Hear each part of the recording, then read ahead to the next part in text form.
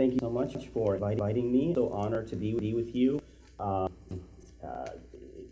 never met such a congregation where the people are this friendly. This is a wonderful congregation. I'm so grateful for the opportunity to get to know some of you. At occasions such as this, I try to begin with my favorite biblical passage. It's the parable of the guest. The parable of the guest, where Jesus Christ is teaching certain virtues of how we should behave towards our guests and who we should invite. So this is from Luke chapter 14, verse 12. Then said he also to him that bade him, When thou makest a dinner or a supper, call not thy friends, nor thy brethren, neither thy kinsmen, nor the rich neighbors, lest they also bid thee again, and a recompense be made thee.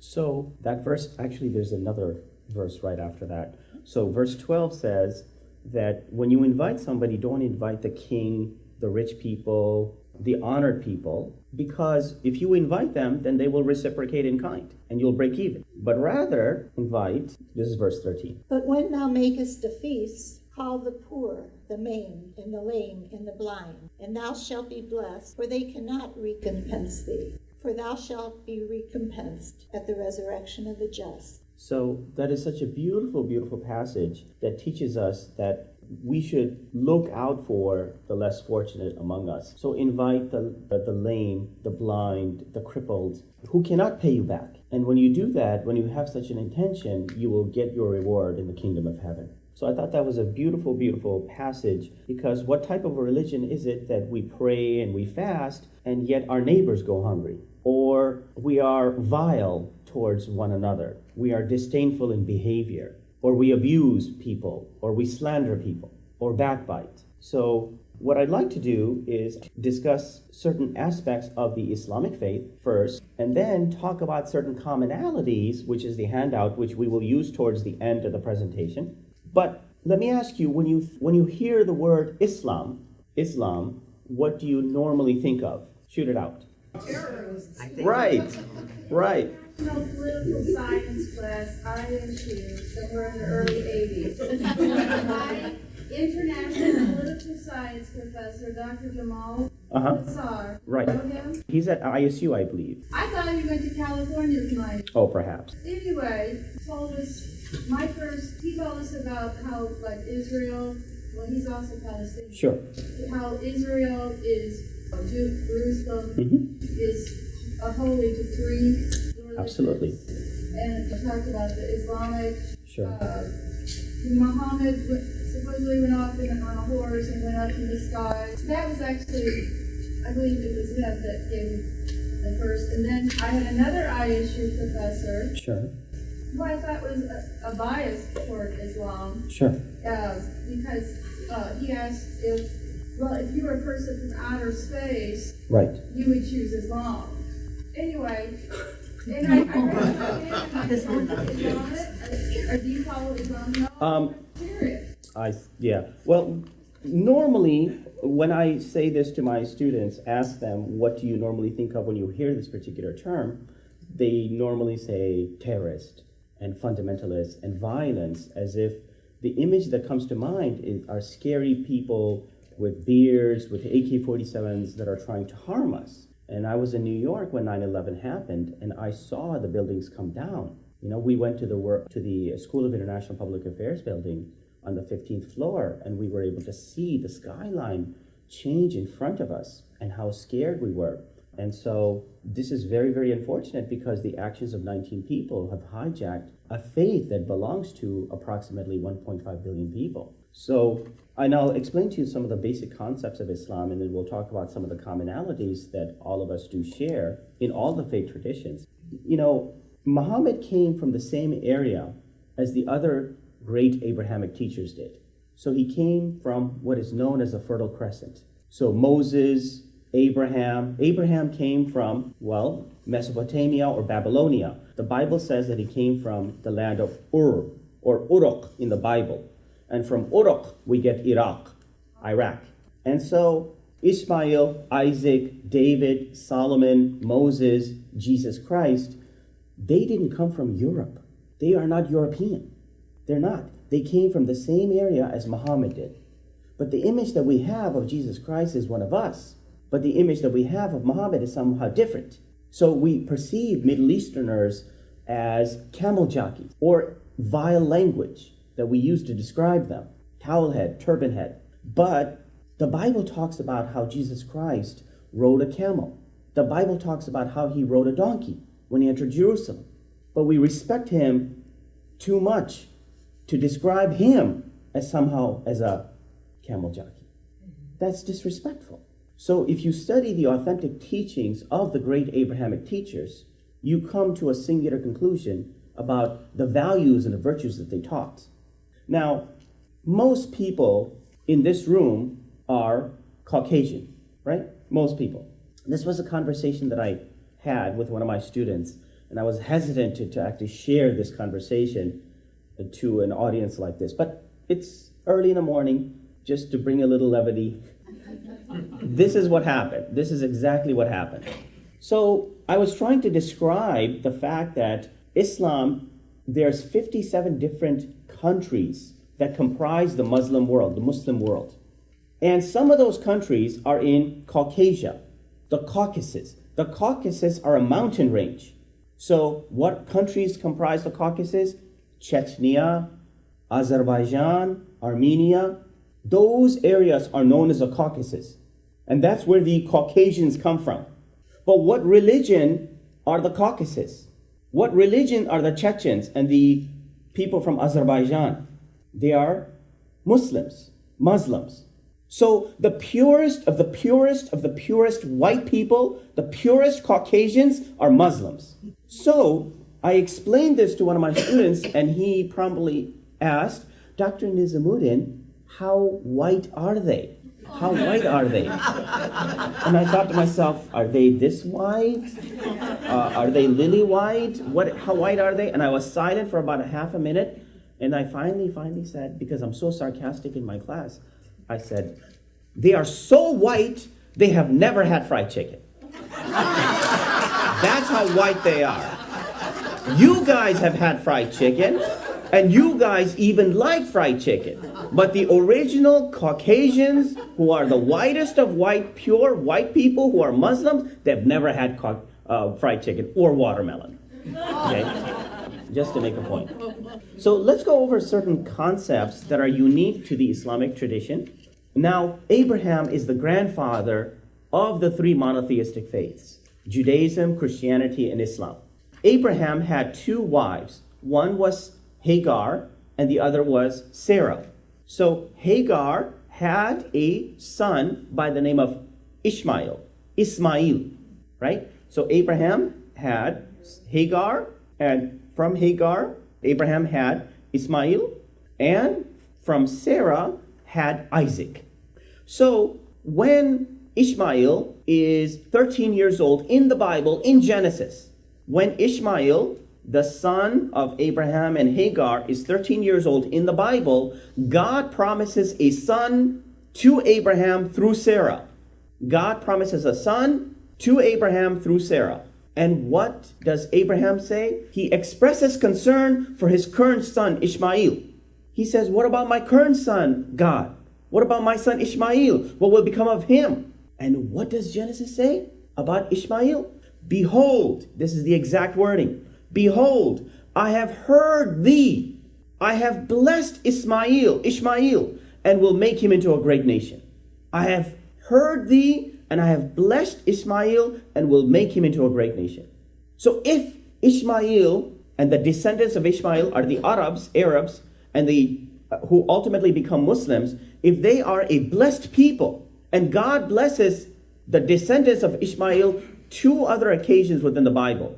So if they are blessed people that God has blessed, then how can we perceive them as a bunch of camel jockeys? So the word Islam, the correct pronunciation is Islam, not Islam. So Islam literally comes from two roots. One is peace, and the other is surrender. So it literally comes from the root the peace that one attains through the surrender to the one God. That's the most important concept in the Islamic faith. The surrender and finding peace in the surrender to the one God that created all of us. The one and unique God. A Muslim, correct pronunciation is Muslim, not Muslim, is one who has surrendered and found inner meaning in that surrender. Muslim. So Islam is the religion. Muslim is the one who practices Islam. Just like Christianity is the religion, a Christian is the one who adheres to the tenets and the principles of Christianity. The next important term is Quran. The Quran is a sacred text for Muslims, just like Bible is a sacred text for Christians. And it has 114 sections or parts. And the size of the Quran is approximately the size of the New Testament. And it has a little over 6,570 some odd verses. About 6,570 verses that comprise the Quran. And again, the most important principle that is articulated within the Quran is the worship of the one God, and that God sends messengers to convey his message to God's chosen servants. Which is why all of the great teachers that we study are preserved within the Quran. Moses is mentioned 303 times within the Quran. Jesus Christ is mentioned 25 times. So is Jonah and John the Baptist and Solomon and David and Noah and Lot. All of these great teachers are preserved within the pages of the Quran. Islam is the only other religion that makes it an obligation of faith to believe in Jesus Christ. Jesus Christ's teachings are preserved within the Quran. His miracles are preserved within the Quran. His immaculate conception is preserved within the Quran. And his coming again is preserved within the Quran. There's an entire chapter devoted to the story of Mary. But the fundamental difference between Muslims on the one hand and Christians, or between Jews on the one hand and Christians, is over the triune conception of God. So Muslims and Jews would say, Muslims and Jews reject the Trinity and the triune conceptualization of God and believe that God is one, whereas Christians have a different interpretation. And this difference of opinion has unfortunately led to one side castigating the other and damning each other to hell, even though this is something that is a part of the Abrahamic faith. So if we are going to discuss differences, we first need to know what the commonalities are. We first need to establish what are the commonalities that unite all of the different faiths. And then, and only then, we can have a meaningful dialogue about some of the differences and maintain a certain ethic of disagreement, as compared to, unless you believe in this, you're going to go to hell, right? So if we leave aside the dogma and the creed for just a little bit and talk about the universal values that we have, and then maybe perhaps we'll be in a position to talk about each other's differences and perhaps even respecting each other's differences. Now, the other important term is the word for God within Islam, within the Quran, and that word is Allah. But the correct pronunciation again is Allah, Allah. The word al in Arabic means the, and the word la means God. So Allah means the God. That's all that means. Whenever you see the word al in front of something, it means the. Al-Jibra, you know so much Arabic, well, we don't even know that these are Arabic words. Algebra is an Arabic word. Almanac is an Arabic word. Algorithm is an Arabic word. Alchemy is an Arabic word. Zenith is an Arabic word. Nadir is an Arabic word. Chemistry is an Arabic word, because of the Muslim contributions to the sciences, to mathematics, to astronomy, to chemistry, to biology. So Allah simply means the God.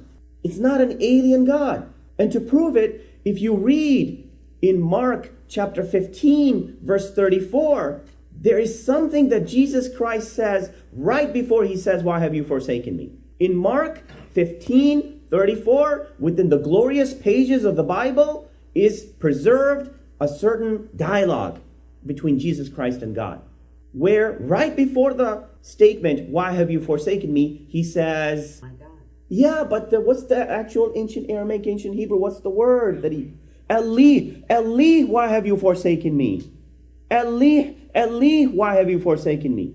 He says Eli to describe the one God. Muslims say Allah. So why do we think that this is some alien God? The Semitic root for the one God is the same between Jews, Christians, and Muslims. The next important term is the word insan. In Arabic, that's the word for human being. And things get a little bit complicated. So if you just follow along, I normally write this out on a blackboard. But if I can just explain this, but just please follow as closely as you can the concept of the human being within the Quran and within Islam. The word for human being is insan, which literally comes from the root to forget.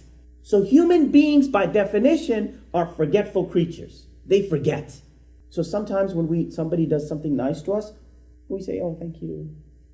Then we forget, right? We don't feel a debt of gratitude to pay them back. So we have this innate proclivity that causes us to forget. But sometimes it's a blessing that we forget. Let's say that there's a terrible tragedy within the family, like a divorce or something. Ultimately, if we didn't have the capacity to forget, we can never achieve equilibrium and normalcy in our life. So it's a blessing from God that we can actually forget and move on. But we should not forget our obligation and why we were created. And we should not forget God. That's why Islam teaches the value of praying at different times in the course of the day. One should pray every day and return back to God in surrender and to find peace in that surrender.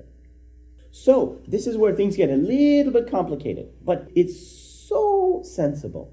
It's such a sophisticated understanding of human nature. The Quran teaches that God has created us with dual qualities. There is the angelic self. The angelic self is the angel-like quality that is within all of us.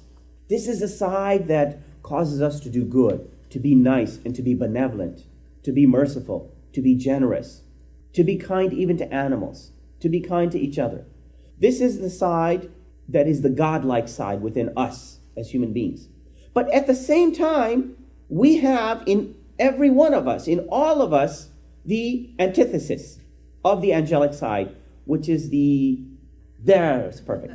Within, like the demonic side, this is a side that tries to pull us to do bad, to commit evil, to harm other people. This is a reality in the world. To say that there is evil in the world. Half of the countries of the world are interlocked in war. That is a sickness.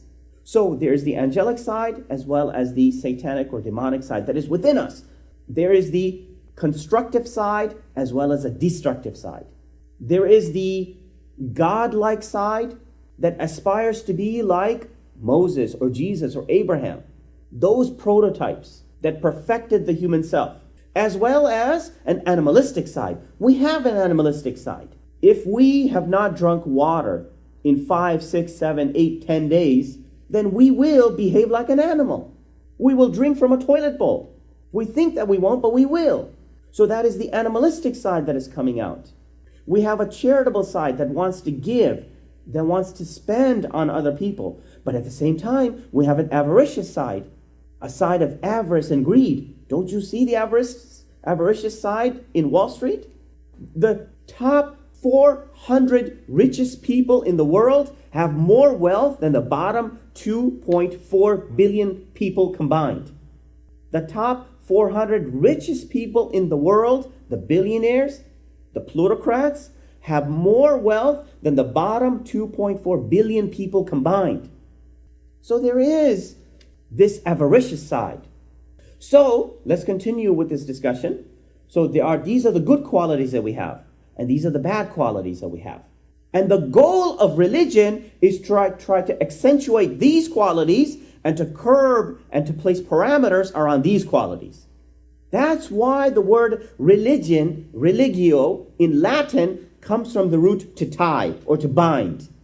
And the word in Arabic for religion is aqidah, which comes from the exact same root, the exact same meaning, which is to tie or to bind. So what are we trying to tie and bind down? Our avarice. Yes, Bad side. yes, we are trying to place parameters and boundaries around this side of the human self so that this side of the human self will elevate in the sight of God. That's the purpose of religion. So sin occurs when this side of the human self overwhelms this side. So sin occurs as a result of an internal struggle within the human self. Sin occurs as a result of this internal dynamic and struggle within the human self. I struggled with myself and I lost a battle. And the word for repentance in Arabic is tawbah, which literally comes from the root to return. So the human being is returning back to God, asking God for forgiveness for one's shortcomings and inadequacies. That's why in the pages of the New Testament, the concept of repentance is emphasized more than 50 times. More than 50 times, Jesus Christ emphasized repentance. So the human being is returning back to God for that person's weakness. So from this point of view, and this is very, very interesting and unique to the Islamic tradition, from this point of view, sin serves a purpose. Sin serves a purpose. Now, this is a tough question. What is the purpose of sin from your point of view here? What's the purpose of sin? Test. And so this is the concept of free will, to see if you're really elevating in the sight of God. So let's say that the world is comprised only of good people. Only good people, like a Mother Teresa. There's nobody except a Mother Teresa running in the world. Then how would we know the opposite of a Mother Teresa? There was a very famous murderer whose name was Jeffrey Dahmer. He ate people, right? So Mother Teresa saved people, Jeffrey Dahmer ate people. The two are not the same. So let's say that the world is comprised of only of white people. There's no black, there's no brown, there's no shades of gray. There's nothing but white in the world. Then how would we know what brown is or what black is? Or let's assume that there was nothing but black people in the world. How would we know what white is? Let's assume that it never became dark. It's always sunlight. Then how would we know what darkness is? Darkness is simply the absence of light. So the presence of evil in the world serves a purpose in that it allows us to distinguish the good. Now, I'll give you one very simple example. When I was, I think, 13 or 14 years old, I grew up in Downers Grove, which is one of the suburbs of Chicago. And my uncle came over. My uncle came over to visit us. I was a small kid, 12, 13. And so I gave him tea. So imagine that I gave him tea just like this, exactly like this. But what was interesting about my uncle was that he could never express love. There are people that we know like this. They can never express love. They are just hard on the outside. Inside, they're very, very soft. Sometimes they're known as coconuts in our culture. In Indian culture, they're known as coconuts. What's the nature of a coconut? It's hard on the outside, and you break the shell, it's hollow on the inside. So there are people like that. They're just puppies on the inside. They're decent people on the inside, right? They're decent people, but they have to maintain this hard exterior.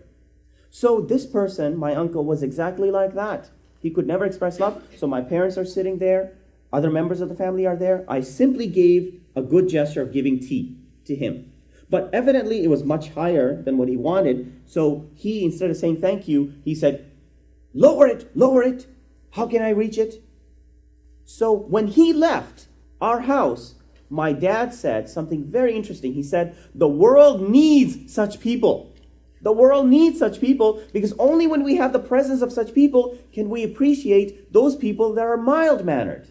So from this point of view, a clear evil like a Hitler or a Stalin or an Osama bin Laden serves a purpose. Only when we have the existence of this type of person can we appreciate good people. But what is problematic is that we tend to dovetail and to conflate the Osama bin Laden as speaking for the masses of the Muslim world. You know, there's 1.3 billion people in the Muslim world. Let's say that there's 1 billion people. How many million is 1 billion? 1,000. Thank you. There's 1,000 million is 1 billion. 1,000 million is 1 billion. Let's say that of the 1,000 million, 1% were extremists or terrorists. 1% of 1,000 is 10. 1% of 1,000 is 10. That's 10 million people. Now, of the 10 million people, let's say 10% are actual suicide bombers. 10% of 10 is 1. 1 million people. We know for a scientific fact that there aren't 1 million people. And if you need documented studies, I can get that for you from the Center for Security and Terrorism. You should read excellent studies that have been done by this government. We know that there aren't 1 million suicide bombers in the world. We know that. And there are ways to measure these types of things scientifically. But 1 million people is a lot of people. 1 million people is a lot of people. But 1 million as compared to 1 billion is 0.001%. 0.0001% of the population has hijacked a faith that comprises 1.3 billion people and 57 countries. That's sad. Nobody does this to any other faith except Islam. Nobody says that the KKK is speaking for all of white people. Nobody says that. There are terrorists in every faith. There was a man 2 years ago whose name was Joseph Stack. Since I'm a little nearsighted, I have no idea how many people are in this room. But who knows who Joseph Stack was? Nobody. Nobody knows who Joseph Stack was. He was the guy who took his plane in Houston, Texas, and drove it into the IRS building. He was a suicide bomber who committed suicide, invoked the Bible, and killed himself and killed 2 other people and wanted to kill more. He did the exact same thing as the 9/11 suicide bombers. But his name was Joe. Joe? That's Joey. That's Joseph. But if his name was like Yahya or whatever, Fox News would have covered it differently. Right? So it's very sad that out of a lack of knowledge, we tend to combine and conflate and lump an entire group of people without recognizing who they are. You know, what are the legitimate grievances that people in that part of the world have? There's another example that I use in class, in my international relations class. In the 1800s, in this country, things weren't always hunky-dory, right? Things were not always hunky-dory in this country as they are today. But in the 1800s, things were very bad for black people, for women, and definitely bad for Native Americans. So Native Americans were being exterminated, African Americans were enslaved, and women had no rights, virtually. Which is interesting because when Thomas Jefferson was writing the Declaration of Independence, all men are created equal, his own wife could not inherit property. His own wife could not inherit property independent of her husband. Women could not vote either. So black people were enslaved, Native Americans were being exterminated, women had no rights. And if at that time England would have invaded America to liberate black people and brown people and women, every farm boy in Illinois and Iowa would have grabbed a gun and killed them. So if you really study these things, you realize that there are certain underlying grievances that people have. And that's why suicide bombings are situated only to 8 of the 57 countries, scientifically. Only 8 of the 57 countries, because if Islam condones this type of behavior, it would have been everywhere, in all countries. But the 8 countries that suicide bombings is situated to, isolated to, Iraq, Pakistan, Afghanistan, Somalia, 1 suicide bombing in Uzbekistan because of a military base there, Palestine, Yemen. So there's 8 countries. That's it. And there's a very exhaustive study that was done that chronicled every single suicide bombings over the past 40 years. It's called Cutting the Fuse. If anybody wants me to send the document, the chapters, I can send that to you. But it's a great book entitled Cutting the Fuse that documents all of the Irish suicide bombings, the Tamil Tigers, certain Marxist groups, certain secular groups, suicide bombings in everywhere. So it chronicles every single suicide bombing and finds and concludes that the major cause of suicide bombings and violence is military occupation. So anyway, this concept of the internal struggle within the human self, this internal struggle that we just talked about, the internal struggle is called in Arabic what? Does anybody know? What is this struggle called? Jihad. That's the actual root of this word. Jahada refers to this internal struggle against our passionate self that we embark on every day. We struggle with ourselves so that we can become good as human beings, so that we can become good representatives of God on earth. This is a struggle. This is not easy. And this struggle is described as jihad. But this even notion of jihad has been hijacked by these people. And so Islam has 70 different categories of jihad. 70 different categories, and one deals with armed struggle. One deals with armed struggle, actual warfare. The other categories of jihad include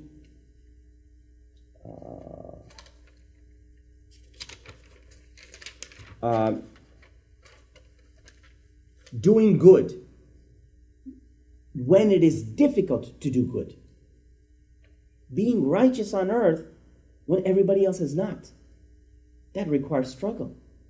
This is more of a problem on university campuses, so less of a problem with us. So, following the straight path, speaking the truth, speaking truth to power. Let's say you have a tyrannical king, and you speak truth to power. That requires tremendous struggle. Refraining the tongue, not backbiting, not slandering. Right? You're not supposed to do that. Not cheating, not lying. That requires struggle.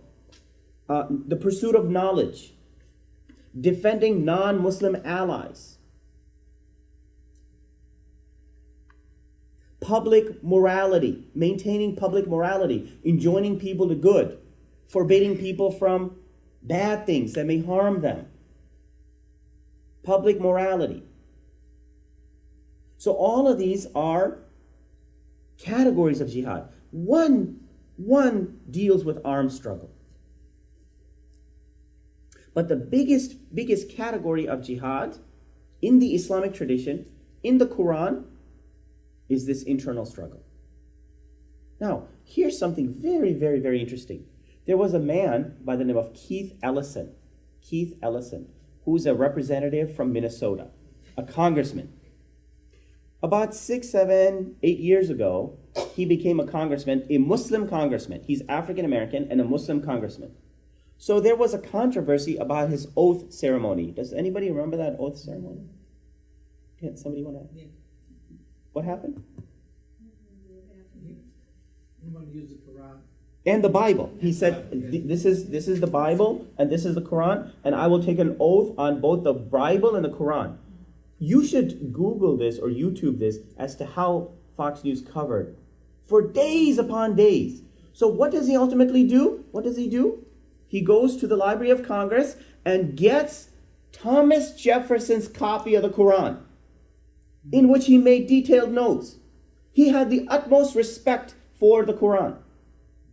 He took Thomas Jefferson's copy of the Quran and took an oath on it, and the controversy was done. Right?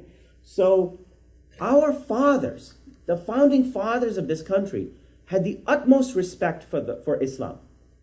George Washington had the first iftar in the White House. The first iftar. which is a common meal during the month of Ramadan. Right? So this is extraordinary during his presidency that he would do something like that. Because why? Because remember, there was a conflict in North Africa historically. It's a long story, but with the pirates of Libya and North Africa. Even in the army song you have from the land of Montezuma to the shores of Tripoli. Tripoli is in the Middle East. So there was a conflict initially between the U.S. and certain parts. So what happened is that there was a Muslim delegation that came to this country during the presidency of George Washington, and he welcomed them. And he had a common meal with them. Okay? So what I have done for you is that I have extrapolated certain universal principles that all of us have. All of us share. Right? And all of us know about the universal principles inherent within the Bible and within Christianity. So what I have done is that I have taken universal principles that are found in other faith traditions and compiled them. So this will take maybe about 10 minutes to go through. Do we have 10 minutes? Oh, we have 15 minutes. Right? Can we perhaps read this together? And then after we read it together, then we will have like a discussion or question and answer session perhaps. Can somebody read it out loud or? I can read it out loud. Oh, that would be great. Thank you so much. Just, Yeah. should I read the whole? One after the other. Okay. One after the other. All tremble at violence, all fear death. Seeing others as being like yourself, do not kill or cause others to kill. All tremble at violence, life is dear for all. Seeing others as being like yourself, do not kill or cause others to kill. If desiring happiness, you use violence to harm living beings who desire happiness, you won't find happiness after death. Don't speak harshly to anyone. What you say will be said back to you. Hostile speech is painful, and you will meet with retaliation. As with a stick, a cowherd drives cows to pasture, so aging and death drive the lives of beings. Even while doing evil, fools are ignorant of it. Like someone burned by fire, those lacking wisdom are scorched by their own deeds. Whoever uses violence to harm the non-violent and innocent quickly goes to one of 10 conditions: intense pain or great loss, bodily injury or insanity, serious illness or vicious slander, oppression from rulers or the loss of relatives, house consumed by fire or wealth destroyed, and with the breakup of the body, the unwise one falls to hell. Okay, so this is a Buddhist passage. This is a passage in Buddhism on nonviolence. So look how wise it is. This is approximately 600 years before Jesus Christ. Right? There's a discussion of PTSD here. Right? More than 60,000 soldiers have come back with PTSD. Suicide among returning soldiers is much higher than the civilian population. More soldiers have committed suicide than have actually died in warfare in Iraq and Afghanistan combined, plundering the resources and the wealth of the country. Okay? The next passage is from, I don't know which. Taoist. It's a Taoist passage. Taoism is a beautiful faith in China, certain parts of Southeast Asia, East Asia, Japan, elsewhere. Please. Weapons are the tools of violence. All decent men detest them. Weapons are the tools of fear. A decent man will avoid them except in the direst necessity, and if compelled, will use them only with the utmost restraint. Peace is his highest value. If the peace is shattered, how can he be content? His enemies are not demons, but human beings like himself.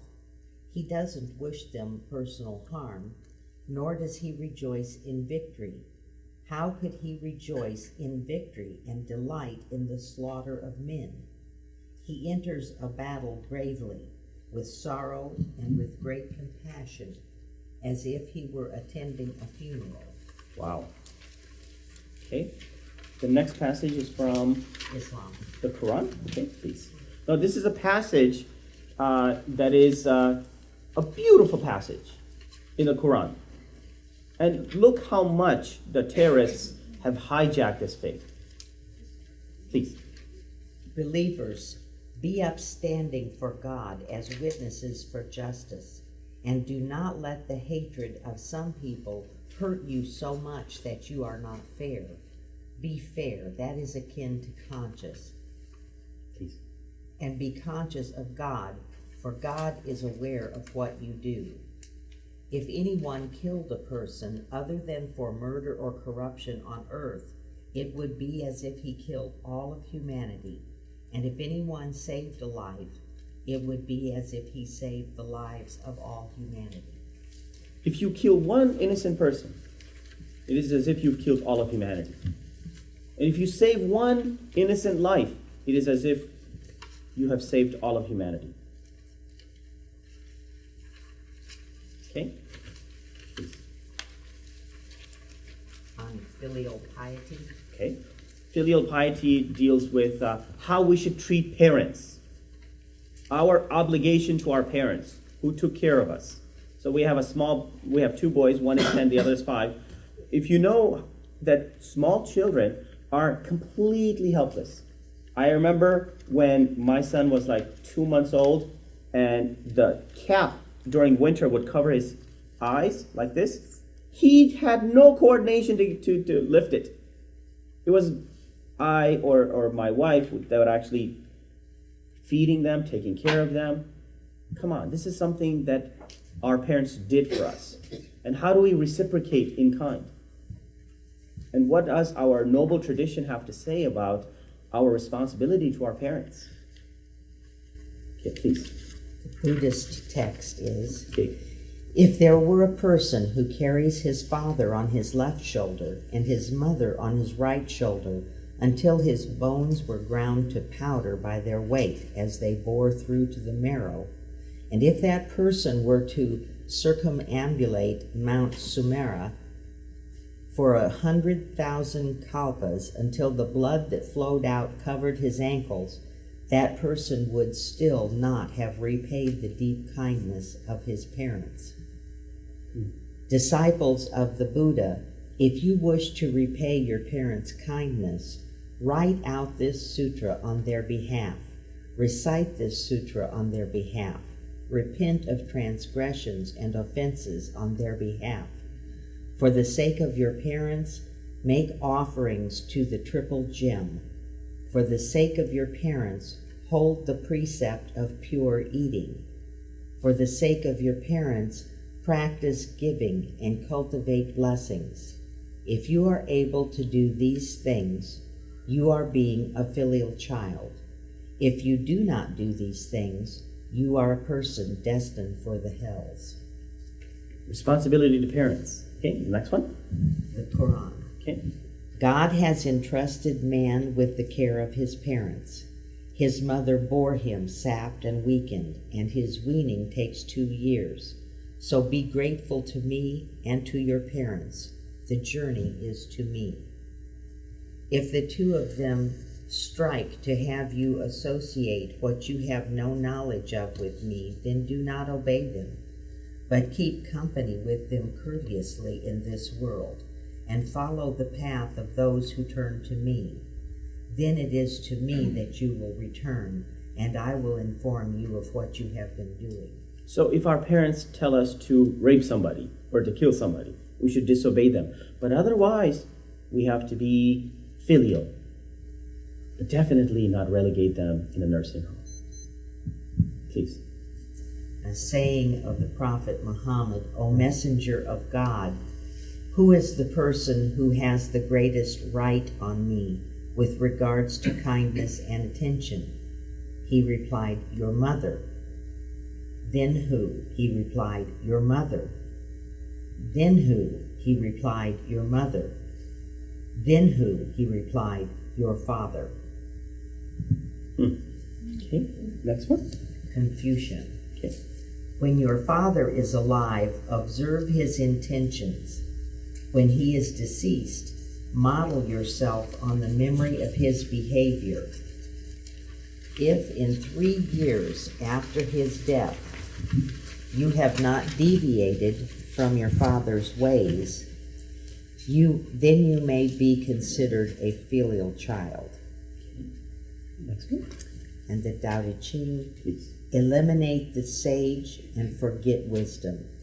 People will be 100 times better off. Eliminate benevolence and forget rectitude, and people will have filial piety. Eliminate cleverness and forget profit, and there will be less thieves and rogues. Superficial things are insufficient. What is needed is all-embracing. Exhibit the unadorned. Hold fast to the uncarved block.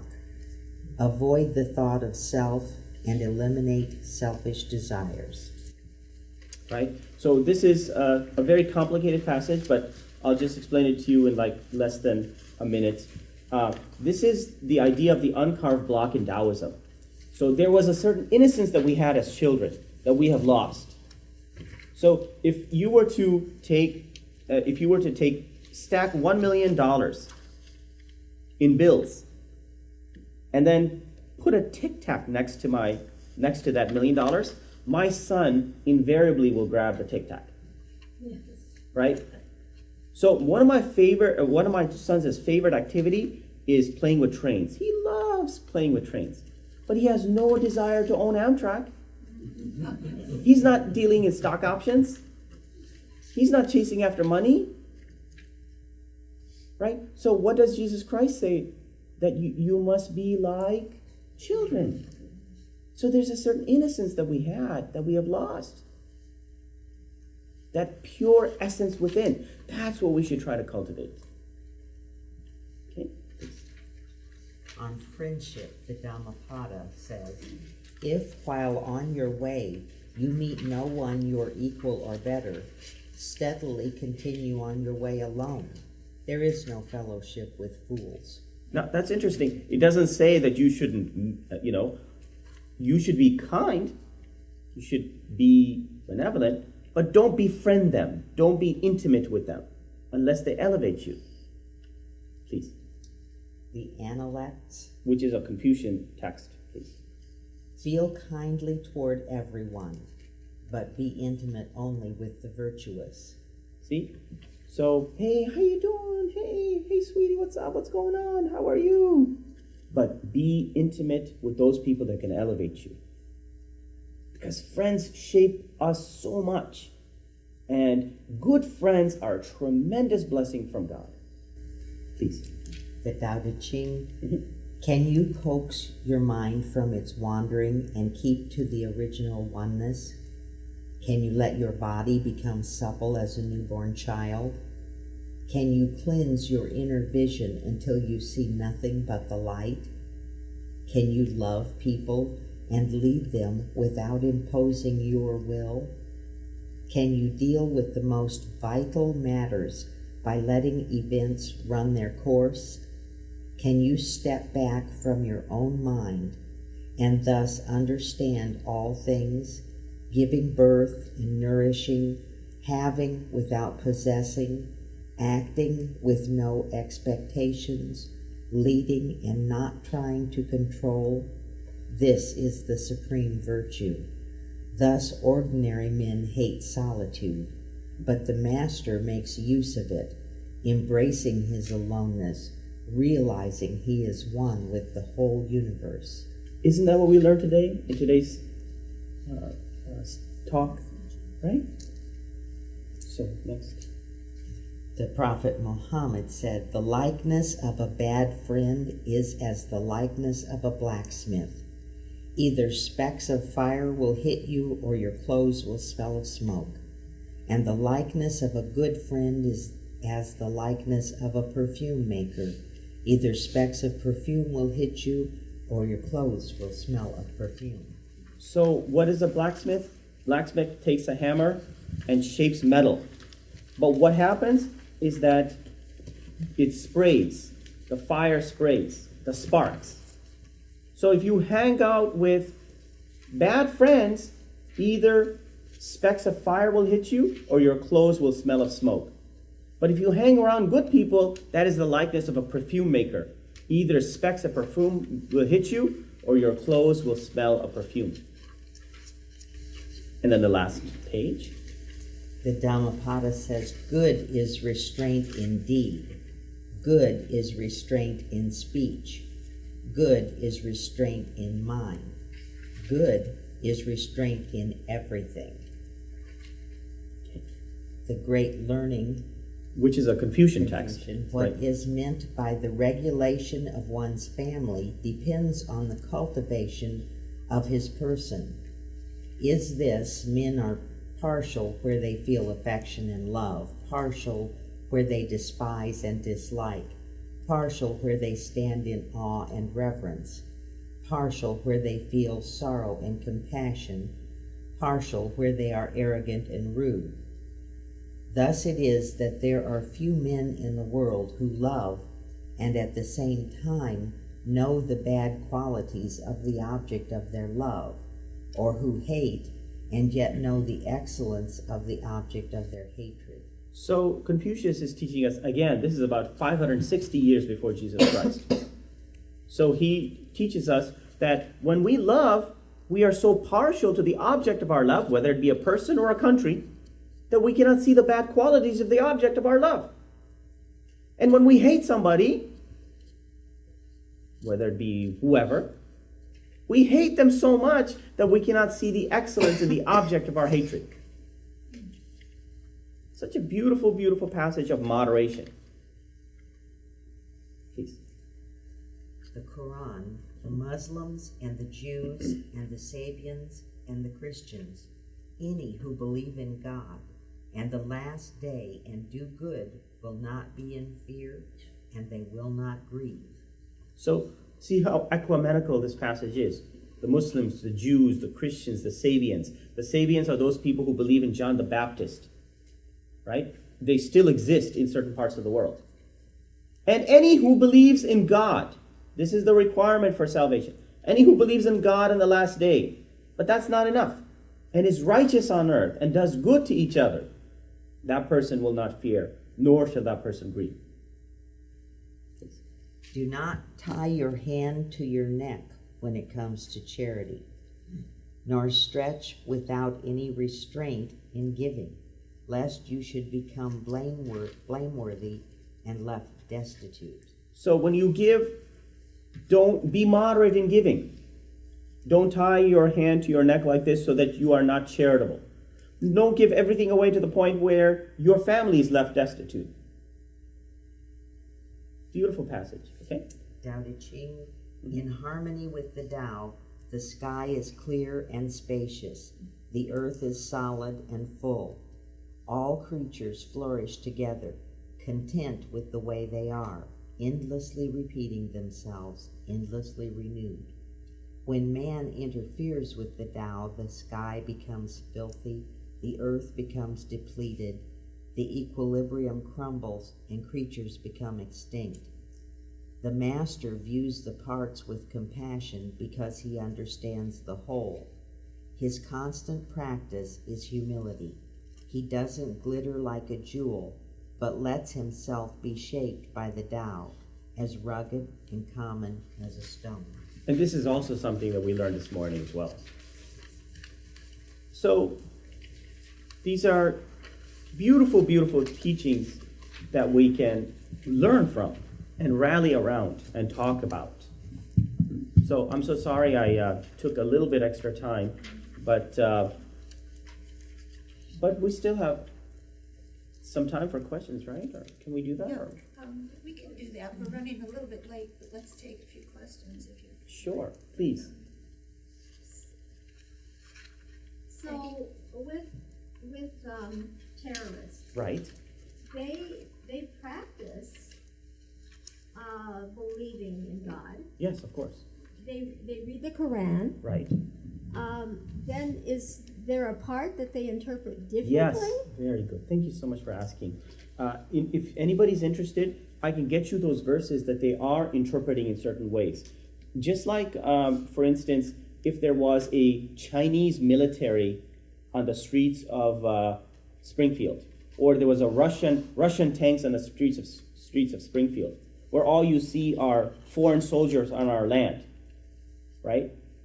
We have bases in 110 countries in the world. 110 countries we have military bases, right? But there's no military base, not even a British base in this country. But let's assume that there's a Chinese military occupying Springfield. What is going to happen is that you're not going to go to the benevolent verses within the Bible. You're going to gravitate towards verses, I have come here not to bring peace, but with a sword. Right? Or kill man, woman, child, like that. So, in a state of war, by definition, people interpret things to serve their own ends. So there are verses that those people are misinterpreting or interpreting for their own political ends. But they don't speak for the masses, and they are coming from a war zone. Right? And if you are interested in those verses, I can definitely get those verses. In fact, what I have done was that I have taken out all the verses on jihad and made it into one document. And if you're interested, all the 70 categories of all of these categories, and so even some of the verses that are harsh, that do say pick up your weapons and like that. So it's the reality of what they are exposed to. It's the reality of what they see, So the Bible was used to authenticate racial superiority. Yes, right? it was. So it's something that these people, but there is nowhere in the pages of the Quran that allows for suicide bombings.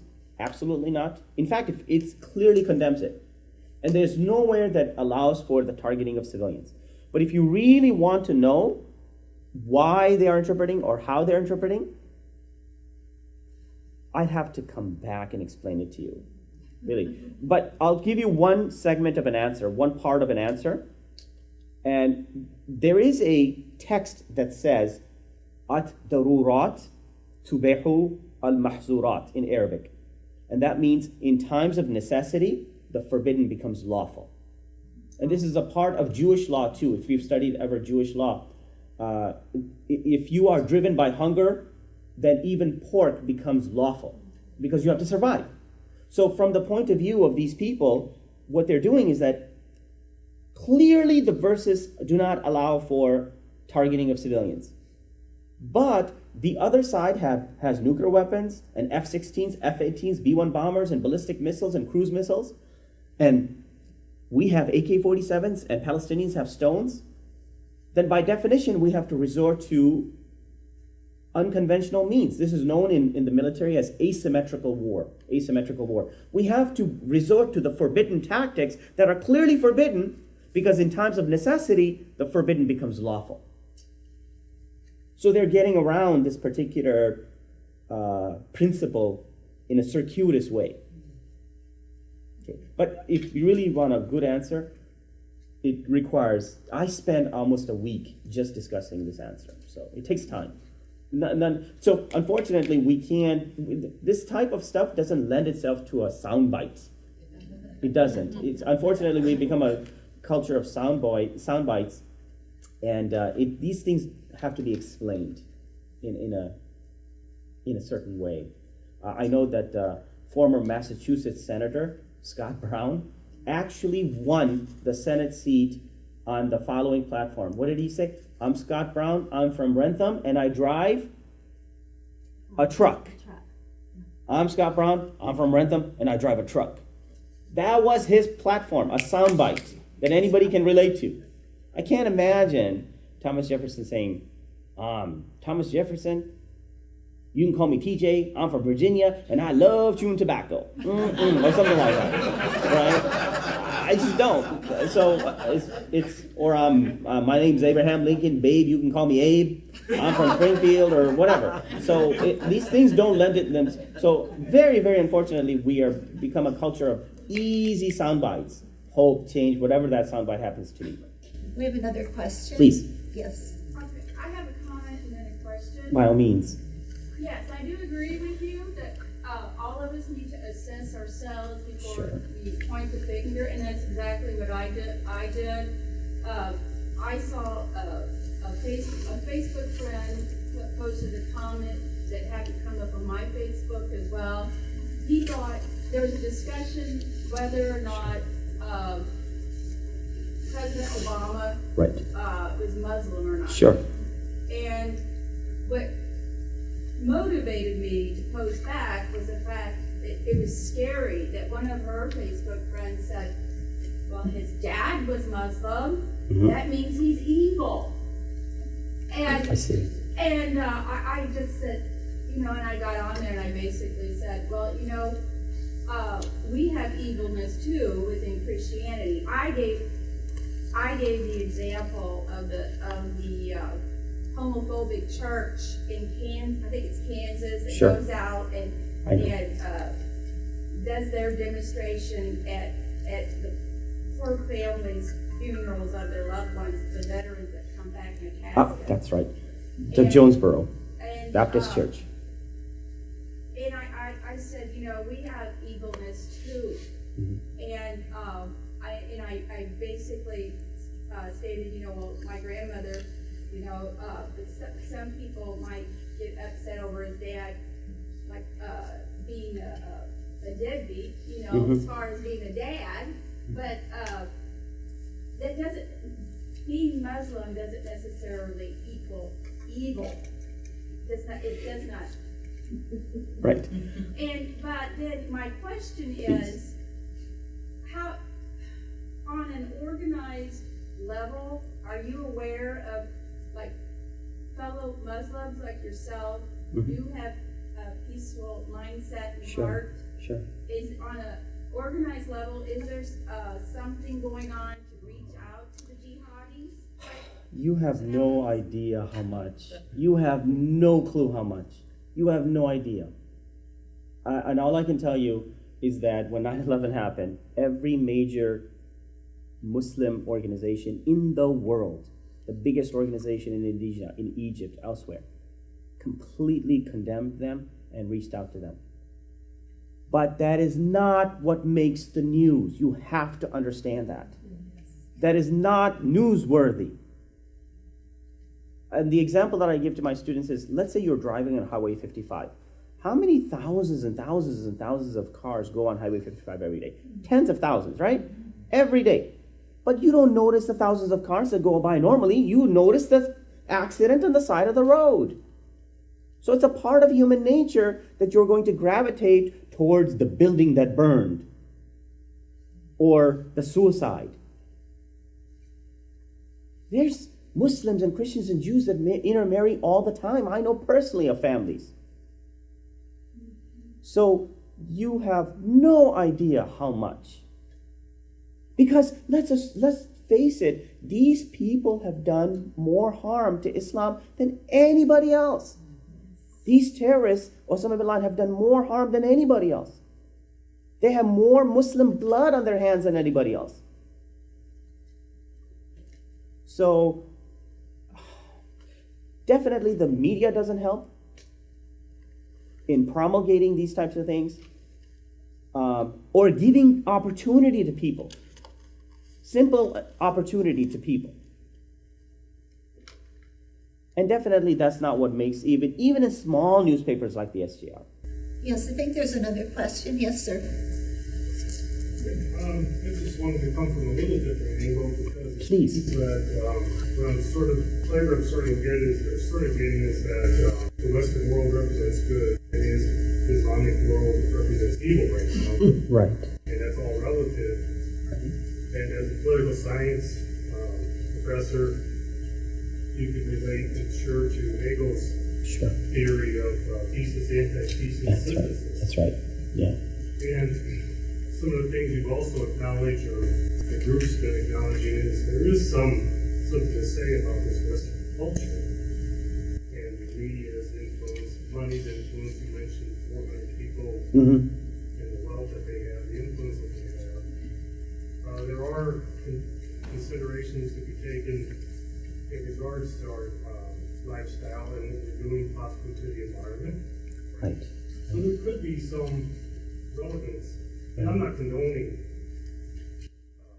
Of course, nobody is. the victimization of innocence. Right.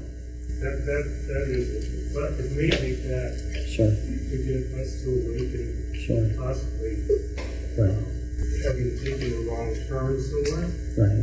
in our enjoyments and comforts. And it's easy to get comfortable and enjoy the lifestyle that we have. Right. But I walk the streets and I see a lot of, not to belabor the point, but there could be a reason for this activity. Mm-hmm. And if Hegel's right, they will balance out. There will be a balance. Right. There's an extreme. There's a battle of extremes going on in the world. Right. As there always has. I mean, just think about what happened in 1995 with Timothy McVeigh. There were innocent children that died. I don't remember if you know the interview that he did, where he was told there were innocent children that died when you blew up the Oklahoma building. And do you remember what he said? That was just collateral damage. And how offensive it was to us. But then, if we drop bombs from 20,000 feet up, or drones that kill innocent children, a person who has to pick up the dead pieces of his daughter is not going to say Saddam Hussein was a bad, I don't want to swear in this room, Saddam Hussein was a bad guy. They're going to say, who the hell did this to my child? And they're going to get revenge. It's a human response. So I do train. Some people who know that I do this. For the past 4 years, I train members of the Illinois National Guard. That is a 3-day session. It's not like an hour and a half that we have.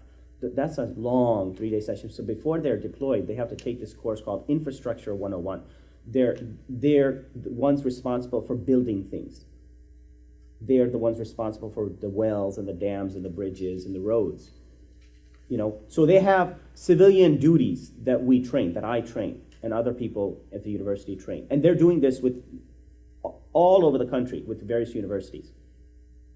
So I try to teach them these types of things in Sharia and Islamic law and those, all of the things that they need to know to be empowered.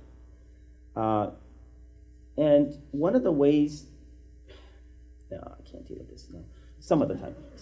Does anybody have another question? How do you explain what I perceive to be an inequality in the treatment of women? I visited Please. Istanbul. Yeah, Turkey. Yeah. Every Saturday morning there are hundreds, maybe thousands of women Right.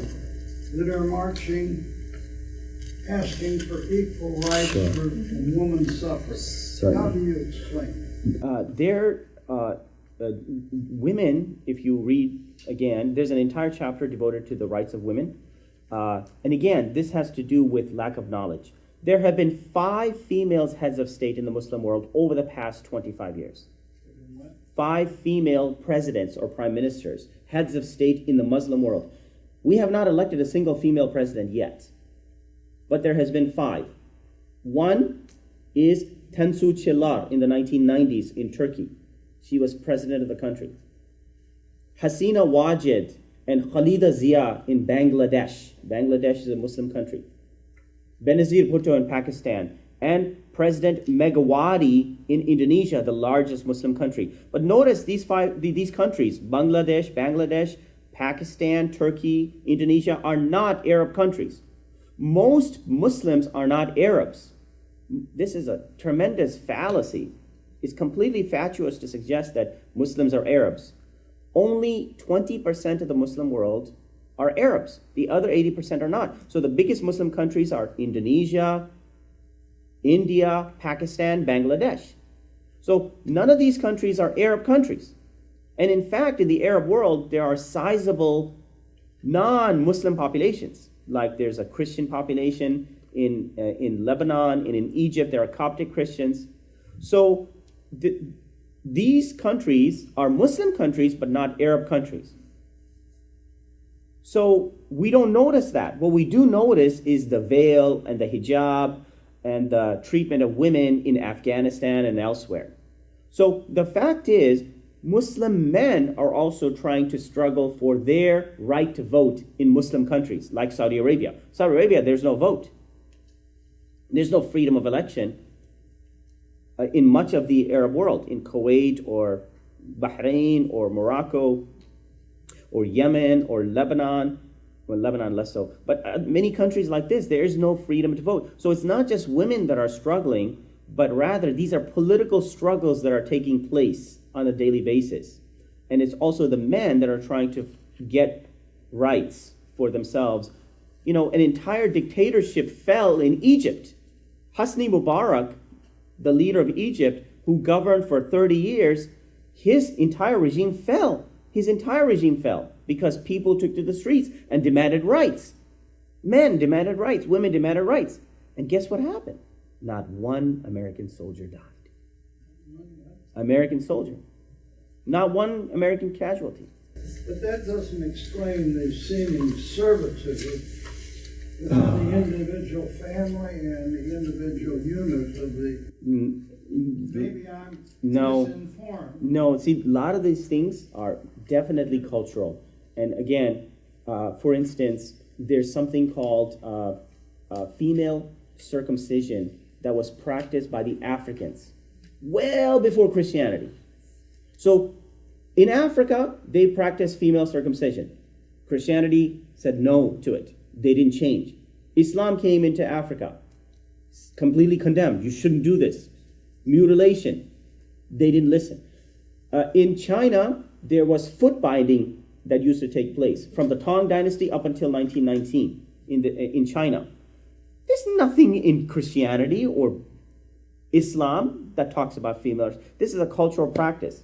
There's nothing in Buddhism that talks about foot binding, right? So we tend to confuse the things that are cultural than that which is religious. So for instance, the honor killings that are taking place in Pakistan and Afghanistan. India, for women, right? stone burnings. Exactly. And also women there, I've read, some families have gone to the extent of putting hormones into their 5-year-old girls. Sure. Right. I don't know if you know this practice, but the practice, if there's a widow, a woman who loses her husband, what happens to that widow? She is burned alive. She is thrown into the fire. In India, her brothers, her own family members, her own uncles throw her into the fire. This is not in Hinduism. I have a question, I guess, about the Quran. Please, by all means. I've only had one friend, I wish I had a recording of today, okay? I've only had one friend that I've been able to talk about religion with. Please. Of that religion. And I wanted to read the Quran. And he told me I could not, because once it's translated, it's not the Quran. I have purchased, he's now moved away, I purchased a Quran translation. Didn't know how to find the best one I could, because it's kind of like the Bible, you can get 100 different translations of that too. Yeah. And I struggle with it. I've read it, but I really, really struggle with it. How far off base am I reading a translation from reading? He said that Muhammad, one of the agreements with Islam was that the proof of that religion was that it would always be spoken, so it would never have to be translated. Is that ingrained? No, actually, what he was trying to say, what your friend was trying to say, is that the authentic Quran is recited in Arabic, and the translation is an approximation. But if one were to try to deduce the meaning, which is considered to be the divine language, then one has to know the Arabic. So when somebody converts to Islam, they don't do the prayers in English or Urdu or Persian. They have to do it in Arabic, which is the language of revelation. So imagine if we were to pray in English as we prayed, but now imagine that we prayed in the language of Jesus Christ. How powerful that would be, right? So likewise, so that is partially true. So translation are a horrible approximation. Horrible approximation. I struggle mightily reading. Yes, it's horrible. It's not. And the language of Jesus, Aramaic, was not written down either. Right. I think we better close now. But if you have additional questions, could you please come up and talk with us? Sure. Would that work? Absolutely, I have plenty of time. Thank you so much.